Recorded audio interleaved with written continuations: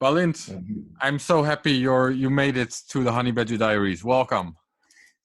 Thank you very much. I'm happy to be here. No, you have to start differently as well. Oh, do I? Yeah, never mind. For the listeners, we just had to start again. This was the first time I restarted my own podcast. You usually leave all the bloopers in, at least for the YouTube version, but I had to laugh because I realized that I always start the podcast the same way, and then the guest always has the exact same answer, and I don't know why that is sort of a convention, and for some reason I found that funny. But anyways, we're gonna carry on, Bálint. Thanks for being on. Sure. You're in Hungary. You're in Budapest? Yes, in the capital, in Budapest. I live here in Budapest. Yeah, all right. So let's start. I start my podcast usually with a sort of short synopsis of what's been going on locally in the area. I know that I think the sort of patient zero in Hungary were Iranian students. Yes, as far as I know, they were two of them. There were two Iranian university students, probably medical university students, but I'm not absolutely sure about this. Yeah, they were patient zero.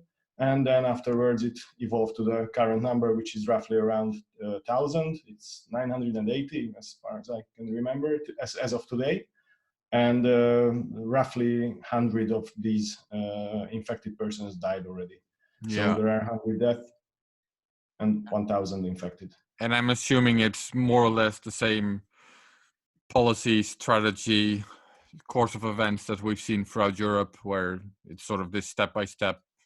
Or are you in lockdown now, or what's the situation in that regard? Well, I could say it's a partial lockdown, because yes, there is a regulation that you are restricted to leave your home. You're allowed to leave in some ways. You can go to work, to do shopping, go out to walk and to do some sports and so on and so on. So these are not that strict regulations. I'm assuming this is going to change in the future. Today, probably we are going to have another announcement from our Prime Minister, which will extend this lockdown, because the current lockdown is only until the 11th of April, so for until the day after tomorrow. And this is probably going to change. This is going to be extended. I don't know how much or how long, but it's surely going to be extended. And I believe so it's going to be more strict, because currently it's not that strict. There is I don't know if... Do they call it an intelligent lockdown? Is that what they call it? That's what they call it here, and in some other countries. No, it doesn't have such name. Okay. But and bars there is a regulation. Bars and restaurants are closed, right? Sorry? Bars and restaurants and these things are closed? Yes, sure, for long ago. Yeah. All these, and tourist attractions, zoo and so on, all of these are closed for like 3 or 4 weeks already. So, exactly. Yeah, so most things are closed, but you're still allowed to go outside at least. Yes, but you cannot gather together. I mean, you have to keep a distance of 1.5 meters or 2 meters from each other. You are not living together in one household. So if you go out with your family, that's fine if you are together, obviously. But with others, you are not supposed to meet as a... Yeah, that sounds exactly the same as what we have in the Netherlands. They call that an intelligent lockdown here. Yeah, so probably we can call it here as well. And there is an interesting regulation here. I don't know if you have it or have heard about it, that from 9 a.m. until 12 a.m., only persons who are older than 65 can go to shops. And after and before this interval, the others can go to different shops. Right, interesting. Yeah, I do think a lot of, you mean supermarkets specifically? Yes, obviously, yes. Supermarkets, groceries, pharmacies, and this stuff. Yeah, I don't think it's a rule here, but I think a lot of supermarkets do have a policy like that. Where it's here a rule that's in the lockdown rule. That's actually decreed in the lockdown rule, and the supermarkets are supposed to keep this in some way by security and so on, and they are pretty strict on this.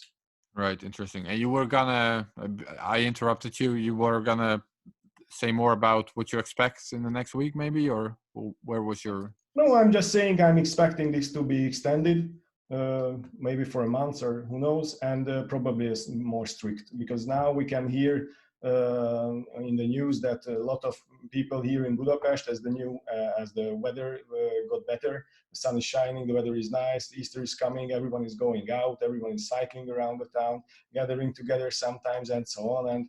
And they are saying this loosening up is not too good. And I'm expecting more strict regulations, but it's not certain, obviously. Yeah. So and then I'm also assuming that's the story so far, to sort of end that part of the intro part of the podcast, or however you want to call it. It's been this sort of step-by-step process where, as there are more cases and more deaths, the rules have been getting stricter, right? Yes, and we started pretty soon. I mean, there were roughly 100 infected when we started to close shops, started to close the schools, kindergartens, and so on. And these regulations came up pretty quickly here because we had a past. Like we could see how Italy and France and Spain had to deal with all this stuff, and we had this advantage, to say. Yeah, exactly. Last time I think it's the only time actually. I've been in Hungary once, in Budapest for one day, and this was probably about 10 years ago. And I took a tour guide kind of thing, and I remember that the tour guide, she was a girl. She was telling me about this new government that had been elected, and she was very unhappy about it. She was, I don't know if she was scared but she was particularly unhappy about the government that 10 years ago got into power. So that's Viktor Orban. Who is he? What kind of guy is this? He's currently the Prime Minister of Hungary. His party is the Fidesz party. You can read it in the news. And yes, they were elected 10 years ago. Previously, they were already on power from 2002 until 2006, as far as I can remember. And then there were 4 years with another party. And in 2010, they came after the crisis, the financial crisis. And now they are still managing the country. Yeah, but he's very popular, I think, because he has more than 50% of the vote. Yes, we can say so. He's popular. There are some in many. It's quite complicated because among the elderly, there are groups who really like him, and some of his things are good for them, and there are some who don't really like them. They used to be the Fidesz. The name of the party is the shortened part of Young Democrats, collaboration of Young Democrats, to say in English. And they started in the 90s when they were still young, and they wanted to grow up as a good party and to promote the youngsters and so on. But it's already 30 years, so all of them became pretty old. And if you see the parliament in Hungary, all of them are bald and white-haired and so on. So yeah, time passed by, and they are not really as familiar among the younger, among the millennials, like they used to be. That's my current guess. What's your opinion on him? Well, I don't really follow politics. I used to do it like up to 3 years ago, or 3 or 4 years ago. But as soon as I got into other stuff, which is more international, like Bitcoin or Wasabi, I luckily don't have to deal with it and don't need to follow it. Obviously, I'm reading the news. I read what's happening, what's going on, but I don't really care, to be honest. You opted out. And this is what I see. Sorry? You opted out. Yeah, I opted out, to say so. And this is actually what I see nowadays among those aged people who, like me, or the younger ones, who stop to care about it. And you can see in the elections the rate who goes to elect or not, the rate is dropping constantly because a younger person do not really go to vote. Those who are going are usually voting for them, and in this case, they can easily win the elections. Yeah. Well, he's, as far as I know, he's pretty autocratic. Is that the right word? Yes, pretty much. And with this last regulation that's been accepted by the parliament, he got unlimited power now, as you could see. It was everywhere. Yeah. Let's get to that in a minute. Would you say he's like an anti-democrat, anti-liberal?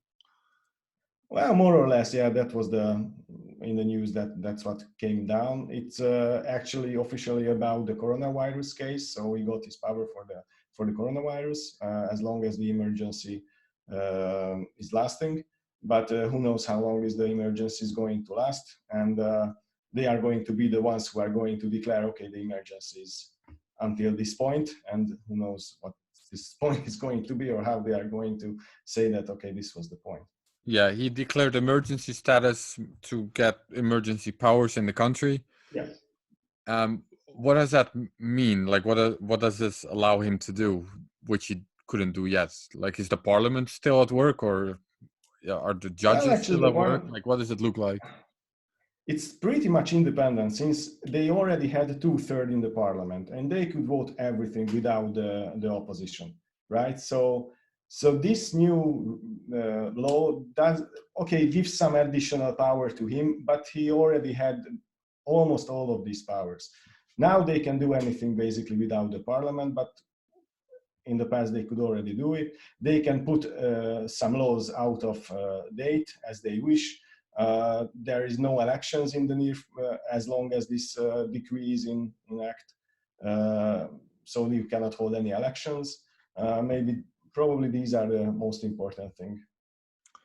So what exactly is the difference with the dictator at this point? Sorry, what do you mean? Well, if there's no elections and if he has basically unlimited power, what is the difference with the dictator, really if anything? Yeah, it doesn't really make a difference. Right. So we have a dictator in the European Union now. You can say so. For as long as this crisis lasts, and no yes, one knows. As long as the crisis lasts. And it could be, who knows how long. Could be forever. And it's not very well defined how long. Like, when does it end? When does the crisis? It's absolutely not defined. It's not defined how long the crisis lasts. They are going to be the ones who are defining the crisis. All right. So how do you think Hungarians are responding to this? You mentioned that young people are sort of opting out, don't care anymore. What is this? As far as I can see, this is in act for 1.5 weeks, right? Yes, and no one really cared. No one really cared. Why not? I mean, I cannot see. So, yeah, everyone is unhappy about the situation. Everyone is at home. I mean, whoever can stay at home, who still has a job, is trying to do their job. Who lost their job, they cannot do anything basically. And this thing is, the coronavirus is keeping everyone busy with other stuff. Probably later on, if the virus goes down, or we can flatten the curve and we are more or less over, then something is going to happen. But currently, I don't see any major impacts. Yeah. One thing I wanted to ask before getting to this point was, I read that he proposed an internet tax. Have you heard of this?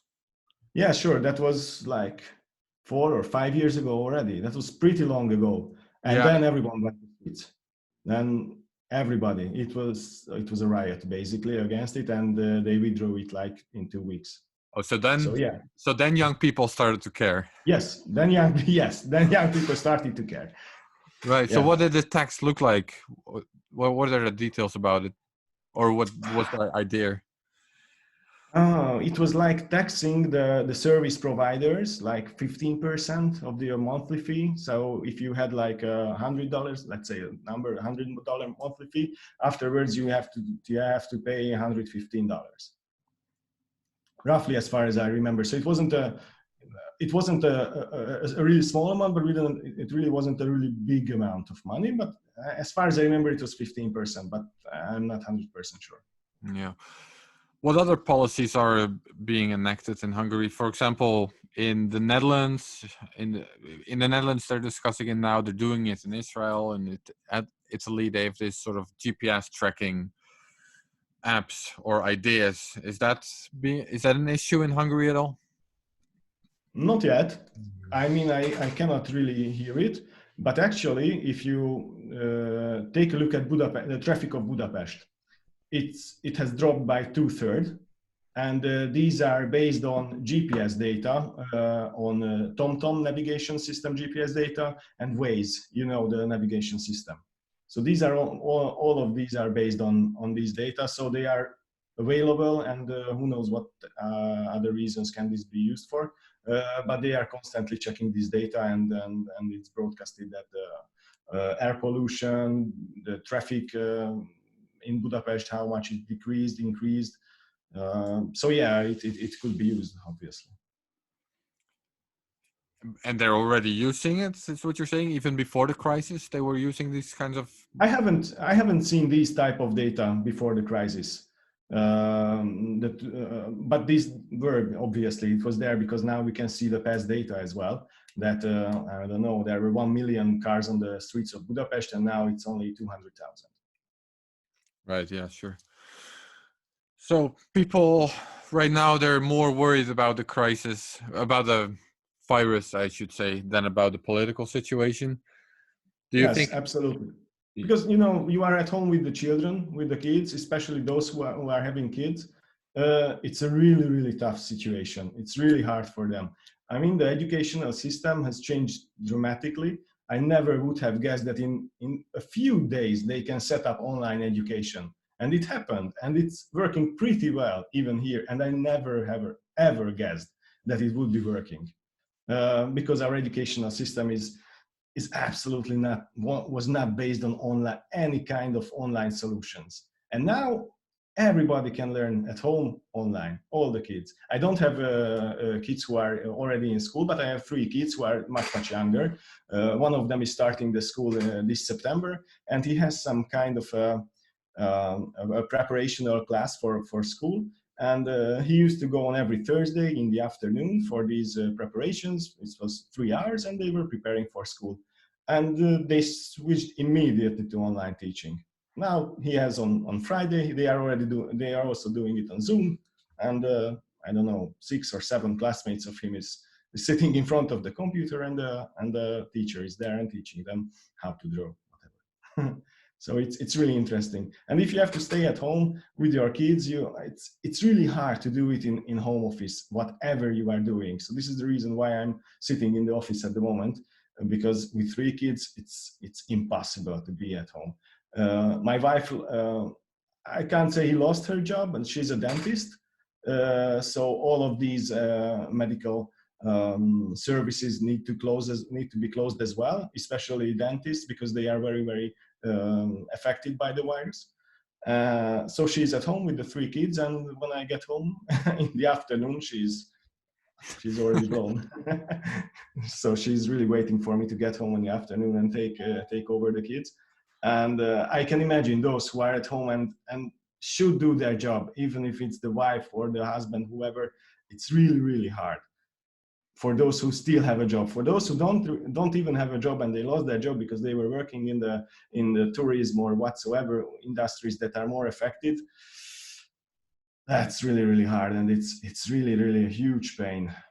Yeah, how is the government dealing with that? Are they putting the money printer on Brr, or are they? Yes, sure. And the money printer goes brr here as well, like everywhere in the world. So it's not different, but probably they are taking a slower approach. What I have just heard, and like in Austria and the other countries who are our neighbors, try to step much quicker regarding the economy, and to save jobs and to save companies, the small and medium-sized companies, or even the big-sized companies.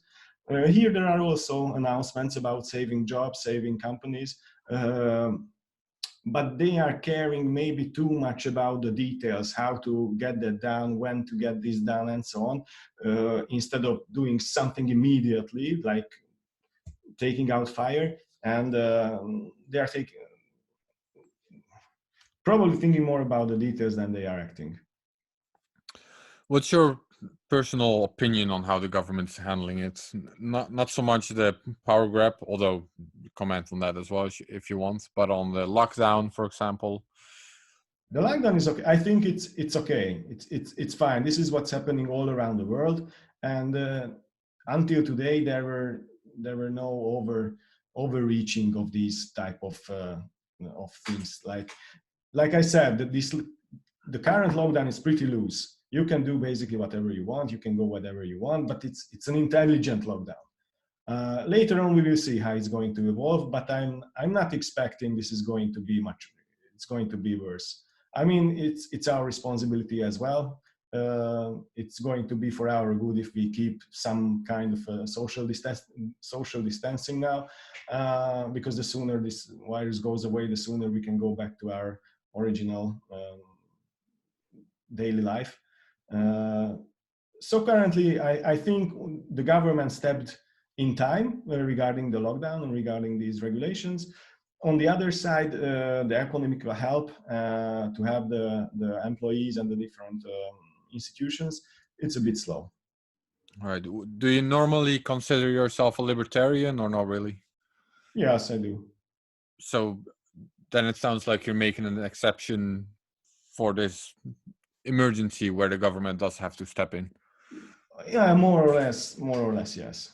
So until a point, obviously, but currently I'm okay. What's happening now? Yeah. Do you think there's going to be any sort of role for anonymous digital cash in this crisis? We will see. I don't know. Yeah, sure. I'm hoping so. Do you know how people can make their bitcoins more anonymous?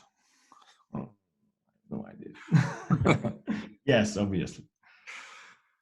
Have you seen an uptick at all of usage or anything like that? I would be surprised. I would see no concrete reason, but maybe.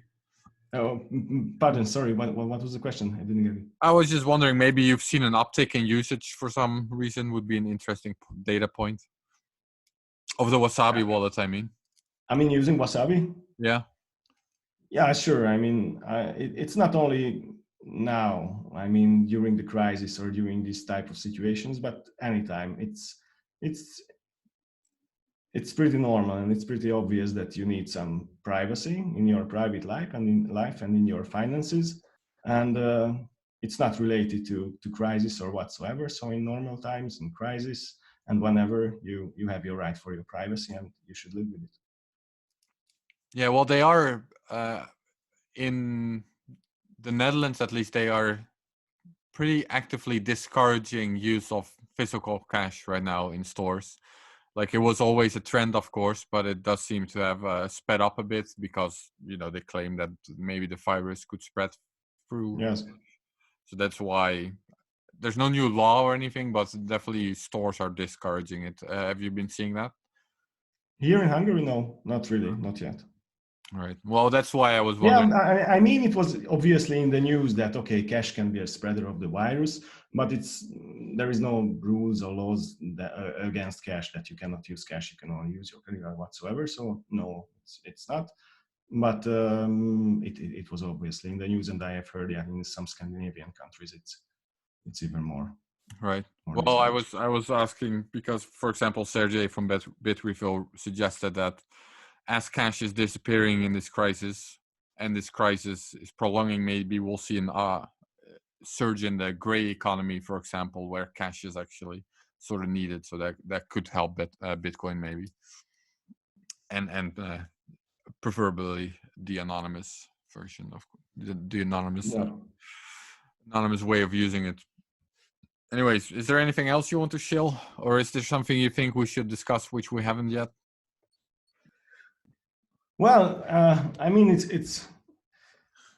it's so bad to see. Whenever I come to the office, I usually drive by car, and I'm driving a car, and I'm passing by some tourist attracts, like the Square of Heroes and so on, which are usually so overcrowded, and it's full of people and full of foreigners. You can see they are foreigners. They are taking photos, they are taking selfies, they are walking around. Or if you go to the downtown, if you have been already here, then you know there is these pubs in the inner districts, which is overcrowded usually. And now, no one. All these fields, all these squares, everything is empty.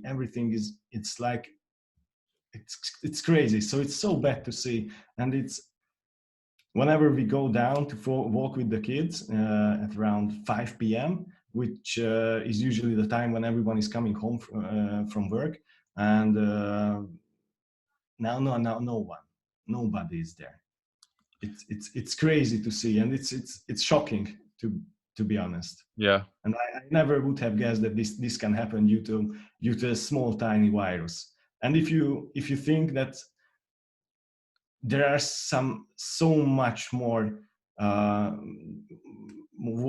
viruses that are much more harmful, and what would happen if a more harmful virus is attacking us? So it calls an attention that where do we live, or what can we do, or how to keep on with our lives in the future. It's like, are we going to learn from this? What are we going to do differently in the future? How are we going to live our lives afterwards?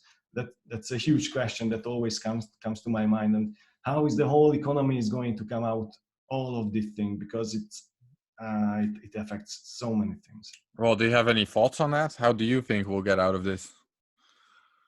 With a lot of harm, lots and lots of harm. I think we regarding the economy side, we are already in the beginning, just in the beginning.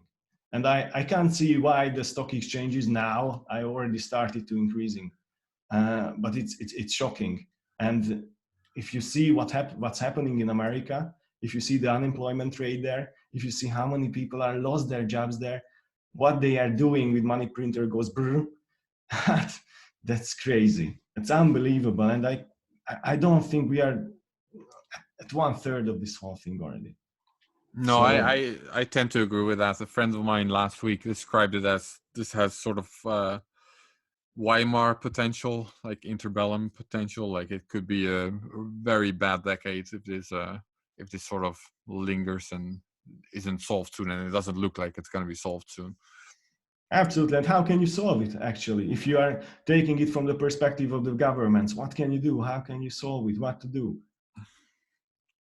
Yeah, it's like a chess mates by nature kind of situation. Yes. And that's what I wanted to tell you from the nature point of view.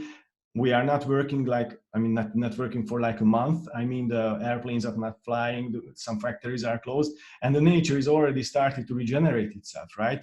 And air pollution dropped by 2/3, and it's just 1 month. Yeah, exactly. Well, and I guess the other thing is I mean, people sort of speculate about maybe a depression or these kinds of things, and I'm wondering if this whole monetary system can even continue to survive for much longer. How long can it deal with a situation like this if we've been stacking up debt for 50 years? Yes, exactly. And if you see, I'm really interested how Bitcoin is going to come out of it, and how the usage of Bitcoin is going to come out of this whole thing. Because last time, after the last crisis, the financial crisis, that's when Bitcoin was born, and it was born for these days, right? And this is the first time when it's really tested. It's going to be really get tested in the next few years. It feels to me like it's too soon for Bitcoin. Like Bitcoin is too young still. Like it can't carry the world economy, but something, maybe it'll have to prove itself more than we expect or something. Yes, I'm really hoping so that it's going to be a good use case, and we can build some good stuff on it. Well, that's a fairly positive note to end this podcast on, I think. Bálint, thanks a lot for being on. Aaron, thank you very much for inviting me, and I enjoyed my time. Stay safe. Yeah, stay safe too. Cheers. Cheers. Bye-bye.